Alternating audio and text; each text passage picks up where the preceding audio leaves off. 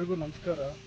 ಈಗಾಗಲೇ ಗೌರವಾನ್ವಿತ ಮಾನ್ಯ ಶಾಸಕರು, ಮಾನ್ಯ ಜಿಲ್ಲಾಧಿಕಾರಿಗಳು, ಮಾನ್ಯ ಮುಖ್ಯ ಕಾರ್ಯನಿರ್ವಾಹಕ ಅಧಿಕಾರಿಗಳ ನೇತೃತ್ವದಲ್ಲಿ ಈಗಾಗಲೇ ಕುಡಿಯುವ ನೀರಿಗೆ ಸಂಬಂಧಪಟ್ಟಂತೆ ಟಾಸ್ಕ್ ಫೋರ್ಸ್ ಸಭೆಗಳನ್ನು ನಡೆಸಿದ್ದು, ಮಾರ್ಚ್, ಏಪ್ರಿಲ್, ಮೇ ಈ 3 ತಿಂಗಳಲ್ಲಿ ಬಿಸಿಲಿನ ಅಭಾವ ಹೆಚ್ಚಾಗಿದ್ದು ಕುಡಿಯುವ ನೀರಿನ ಸಮಸ್ಯೆ ಉಂಟಾಗಬಾರ್ದು ಅಂತೇಳಿ ಈಗಾಗಲೇ ಸಭೆಯಲ್ಲಿ ಮುನ್ನೆಚ್ಚರಿಕಾ ಕ್ರಮಗಳನ್ನು ವಹಿಸ್ಕೊಳ್ಬೇಕು ಅಂತೇಳಿ ಮಾನ್ಯರು ತಿಳಿಸಿರುತ್ತಾರೆ. ಹಾಗಾಗಿ ಬಂಗಾರಪೇಟೆ ತಾಲೂಕಿನ 21 ಗ್ರಾಮ ಪಂಚಾಯಿತಿಯ 281 ಹಳ್ಳಿಗಳಲ್ಲಿ ಈಗಾಗಲೇ ಕುಡಿಯುವ ನೀರಿನ ಸಮಸ್ಯೆ ಉಂಟಾಗದಂತೆ ಎಲ್ಲ ಊರುಗಳಲ್ಲೂ ಕುಡಿಯುವ ನೀರನ್ನು ಪ್ರತಿನಿತ್ಯ ಒದಗಿಸುತ್ತಿದ್ದೇವೆ. ಕುಡಿಯುವ ನೀರಿನ ಸಮಸ್ಯೆ ಕಂಡುಬಂದಲ್ಲಿ ತಾಲೂಕು ಪಂಚಾಯಿತಿಯ ಕೇಂದ್ರ ಸ್ಥಾನದಲ್ಲಿ ಸಹಾಯವಾಣಿಯನ್ನು ತೆರೆದಿದ್ದೇವೆ.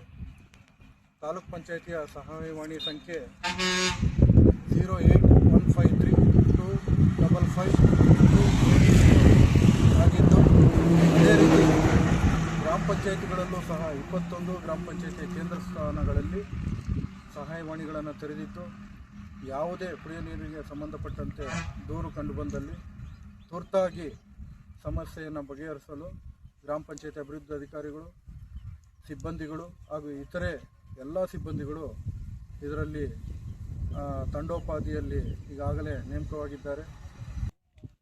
ಯಾವುದೇ ಸಮಸ್ಯೆಗಳು ಲಿಖಿತವಾಗಿ ಹಾಗೂ ದೂರವಾಣಿ ಮೂಲಕ ಬಂದಲ್ಲಿ ತುರ್ತಾಗಿ ನಾವು ಕ್ರಮ ಕೈಗೊಳ್ಳಲು ಸಕಲ ಸಿದ್ಧರಿದ್ದೇವೆ.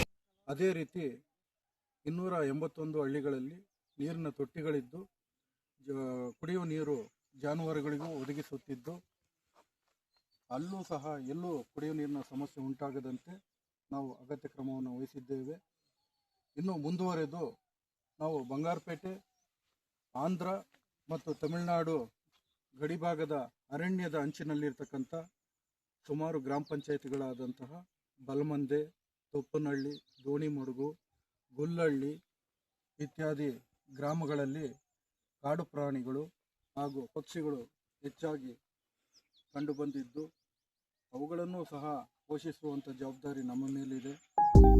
ಸೊ ಹಾಗಾಗಿ ನಾವು ಇವತ್ತು ಬಲಮಂದೆ ಗ್ರಾಮ ಪಂಚಾಯಿತಿಯ ಒಂದು DP ಹಳ್ಳಿ ವ್ಯಾಪ್ತಿಯಲ್ಲಿ ಸುಮಾರು 6 ಕಿಲೋಮೀಟರ್ ವ್ಯಾಪ್ತಿಯ ಅರಣ್ಯದ ಅಂಚಿನ ಮುಖ್ಯ ರಸ್ತೆಯಲ್ಲಿ ಸುಮಾರು 3 ಕಿಲೋಮೀಟರ್ ವ್ಯಾಪ್ತಿಯ ಮರದ ಪೊಟರೆಗಳಲ್ಲಿ ಪಕ್ಷಿಗಳಿಗಾಗಿ ಈಗಾಗಲೇ ಮಣ್ಣಿನ ಮಡಿಕೆಗಳನ್ನು ನಮ್ಮ ವಿವಿಧ ಗ್ರಾಮ ಪಂಚಾಯಿತಿಯ ಸಿಬ್ಬಂದಿಗಳ ಸಹಕಾರದೊಂದಿಗೆ ನಾವು ಪಕ್ಷಿಗಳಿಗೆ ನೀರಿನ ಸಮಸ್ಯೆ ಉಂಟಾಗದಂತೆ ಈ ರೀತಿ ವ್ಯವಸ್ಥೆಯನ್ನು ಹಮ್ಮಿಕೊಂಡಿದ್ದೇವೆ. ಅದೇ ರೀತಿ ಈ ಒಂದು ಬಲಮಂದೆ ವ್ಯಾಪ್ತಿಯಲ್ಲಿ ಸುಮಾರಾಗಿ ಕಾಡು ಆನೆಗಳು, ಕಾಡೆಮ್ಮೆ, ಜಿಂಕೆ, ನವಿಲುಗಳು, ಕೋತಿಗಳು ಹೆಚ್ಚಾಗಿದ್ದು, ಅವುಗಳಿಗೂ ಸಹ ಮರದ ರಸ್ತೆಯ ಆಜುಬಾಜಿನಲ್ಲಿ ಒಂದು ಸಿಮೆಂಟ್ ರಿಂಗುಗಳಲ್ಲಿ ಕುಡಿಯುವ ನೀರನ್ನು ವ್ಯವಸ್ಥೆ ಮಾಡಿದ್ದೇವೆ. ಅವುಗಳಿಗೂ ಸಹ ಕುಡಿಯುವ ನೀರಿನ ಸಮಸ್ಯೆ ಉಂಟಾಗದಂತೆ ಮುನ್ನೆಚ್ಚರಿಕಾ ಕ್ರಮವನ್ನು ವಹಿಸಿದ್ದೇವೆ. ಮುಖ್ಯವಾಗಿ ಮಾನವನು ಹಾಗೂ ಪ್ರಾಣಿಗಳ ನಡುವೆ ಸಂಘರ್ಷ ತಪ್ಪಿಸುವುದಕ್ಕೆ ಇದು ಮುಖ್ಯ ಉಪಾಯ ಅಂತೇಳಿ ಹೇಳ್ಬೋದು.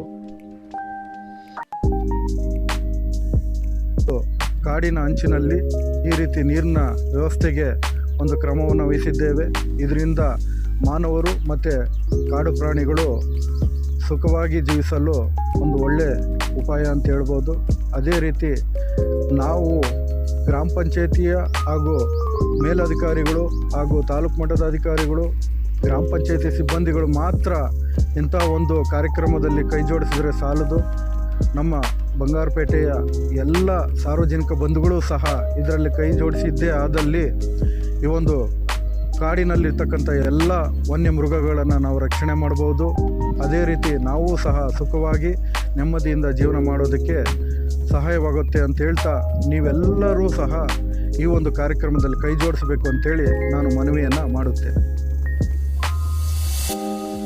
ಬಂಗಾರಪೇಟೆಯ ಎಲ್ಲ ಸಮಸ್ತ ಸಾರ್ವಜನಿಕ ಬಂಧುಗಳಿಗೆ ಯುಗಾದಿ ಹಾಗೂ ರಂಜಾನ್ ಹಬ್ಬದ ಶುಭಾಶಯಗಳನ್ನು ಕೋರುತ್ತೇನೆ.